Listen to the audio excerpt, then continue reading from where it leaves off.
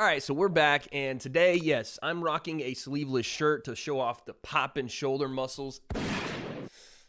And that's a pretty normal thing here on camera. I wear sleeveless shirts all the time, but today it is apropos. I think I said that right, because we're talking about muscles, we're talking about big beef. Today's video is about the body transformation of Jake Paul. I mean, Jake went from Disney Channel model wannabe with the Slender Man body to traps on his neck bigger than the ones in an Indiana Jones movie. He's jacked up. And of course, they're doing it on purpose, but what is the purpose? Why is Jake transforming his body, and is this a mistake? The breakdown. Let's go. So if you guys didn't know, and I don't know how you wouldn't at this point, Jake is getting ready for a fight in August. But in between fight camps this time, he got a little thicker, got a little rounder in the waist. Now, as he's about to enter camp again, he is turning some of that thickness into raw muscle. And I've told you guys my reasoning as to why I think that is. I think they are leaning heavy into what Jake has proven to be one-punch KO power across almost all the opponents he's faced. He's put them down. And I can prove that because let's take a look at Jake's old fights, like the Deji and Gib fights, where yes, he was younger, but he didn't and we didn't know that he had massive power because he was still learning the sport, still learning his ability, and his preparation for those fights reflected that. And even leading up to the Gib fight, he said he didn't even know if he had KO power like that, so it was mostly him trying to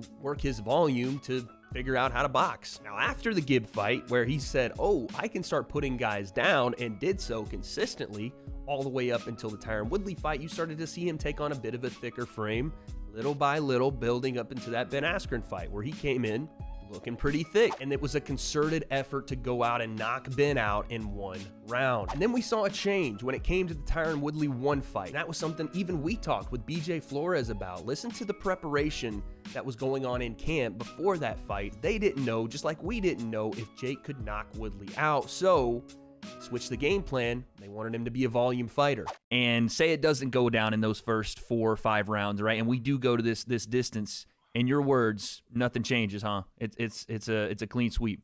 Well, we're shooting 75 to 80 punches a round. Like I guarantee, I would love to see him be able to get to the 5th round. And that was the most important fight in Jake's career for 2 reasons. One, they found out as they go longer into fights, his volume becomes less and less, his technique becomes sloppier and sloppier. But another thing they saw is that Jake could hurt Tyron Woodley. He put him on skates with a big right hand in the 4th round of that fight, so they put those 2 things together in his camp, preparing for the 2nd Woodley fight. And now, for whoever this mystery opponent is coming up on August 13th, we've talked about it here on this channel, they are leaning into Jake's KO power ahead of this August fight. And that tells me 2 things. One, that whoever they got as an opponent either is someone they think Jake is going to knock out cold, or someone they're afraid that Jake can't outbox. And because of that, I think we're even in for a change of weight that Jake is fighting at. All of his fights have been at 190 pounds. 191.8 pounds for the problem child, Jake Paul.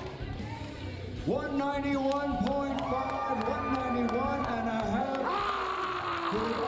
The problem child weighs in at 191.5 pounds, 191.5 pounds for Jake Paul. And I don't know if you guys know this, that's not the cruiserweight limit. He still has a 10-pound allowance, and in this camp, with the 2 names that I'm about to mention, I think Jake and his team are going to take advantage of that extra 10 pounds, and he's going to come in right at 200. That's what I think. Now, why would he do that differently this time? We've talked about it before. Jake is continuing to get better, but also so are his opponents, right? He is no longer going to be fighting the Anisan Gibbs of the world, the Nate Robinsons or Ben Askrens of the world. He will fight guys that are skilled in striking, at least to some degree. Now is the time in their minds, and again, probably the correct assessment, to really build Jake into a KO machine. But there are some caveats to that strategy, and especially since I'm seeing Jake now, you may be getting a little too big. Let me break this down. Jake, in my opinion, is fighting Tommy Fury next. I feel like that's the fight, but there is another out there, and it's really just one right now that I can see actually happening, and that's Anderson Silva. And with those 2 names being the possible matchups for Jake, it makes sense that Jake wants to get bigger. Tommy is not Jake's size naturally. He's like the higher end of light heavyweight, lower end of cruiserweight. I'd say he's like 180 pounds. Anderson Silva Silva's fought at middleweight in the UFC. That's 185 pounds, 205 in some cases. I would say he's probably around 195 to 200 pounds now. So let's take both of them. For the Tommy fight, I don't think Jake, as a boxer, is as good technically as Tommy is. And the volume and pressure that Tommy can create will absolutely cause problems if Jake wants to get in a back and forth and pressure, volume, who's going to land more shots while throwing more shots. Because it's not something he's really ever done. He's never gone volume for volume with guys. In the Tyron Woodley 1 fight, Tyron kind of allowed Jake to just stay on the back foot and pop his jab. Tommy will be throwing punches in bunches. I don't see him out-voluming Tommy Fury. What I see is him threatening Tommy with a big right hand because Tommy is susceptible to overthrowing shots even with all that volume, and getting caught with 1 or 2 big right hands per fight. That's why I say this strategy is probably the right one, but it's risky as because if Jake doesn't land that big right hand 1 or 2 or 3 times and doesn't get the respect of Tommy Fury early in that fight, and the gas tank starts to dwindle, it could get bad later on in the fight because Tommy doesn't seem like he has an off switch. The pressure he's shown in all his fights, yeah, he gets a little tired, but he stays on that gas pedal. The only way to take him off it is to hit him with something that's going to gain his respect, which I think Jake can do, but if he doesn't, it will be a long night. The other fight we talk about possibly happening is Anderson Silva. I'm going to say this now, there's no shot in hell Jake Paul is outboxing Anderson Silva in a technical boxing match. It's not happening. Anderson, even at 46 years old, is too slick, too patient, and too accurate to get into a back and forth with if you're Jake Paul or really anyone else that's not a high-level boxer. And Anderson being a little bigger makes that an even tougher matchup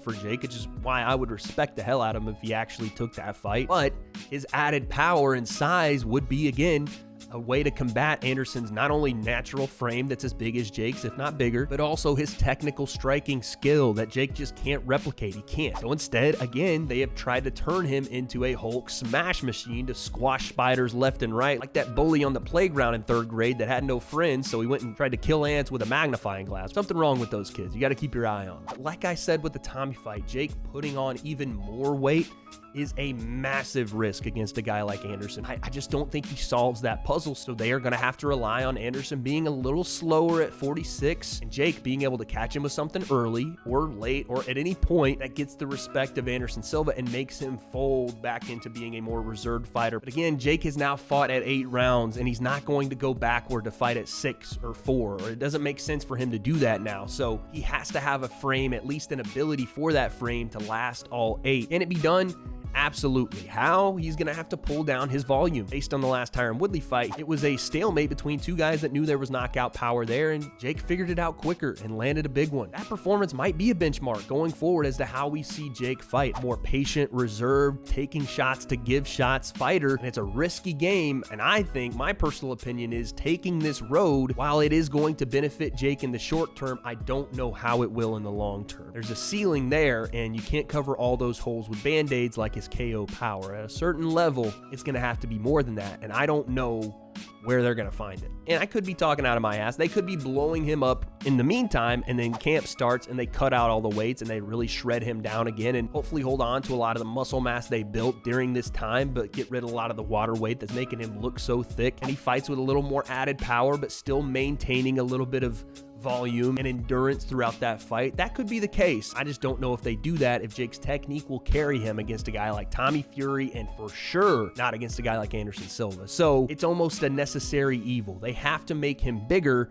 and they have to hope that his technique is just good enough to hold on to find the big one shot. But that's all I got. You guys let me know, is Jake getting too big? Is his size, while maybe good in the short term, a detriment in the long run? Or is this flat out necessary? Is this the next evolution of Jake to be a big, massive puncher that does bring his volume down to allow for that power to last longer in fights, because his technique does deteriorate as those fights go on? I don't have those answers, and I'm really jealous of Jake's traps at the moment, so I'm gonna go get a scoop of protein, throw it down the gullet, and on August 13th, I guess we'll find out.